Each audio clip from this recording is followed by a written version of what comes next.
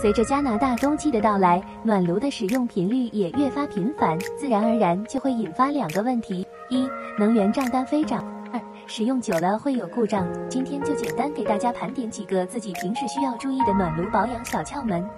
一、定期更换滤网，这是最重要的一点，因为滤网每天都会吸附灰尘毛絮，如果不定期清理，很容易堵塞，导致空调功率过度，损害电机。二、定期管道清洁，定期将管道内的脏东西都清理干净，可以防止空气流速过慢。如果长时间不清理，同样会导致堵塞，增大暖炉功率和耗电，而且管道内部的污垢也会随着空气流动到室内。三、使用智能温控器，暖炉如果长时间一直开着，会使暖炉超负荷，增大能耗。但智能温控器可以很好的检测暖炉的运行状态，并且可以根据生活习惯自主控制温度，极大的节省了能源账单和设备损耗。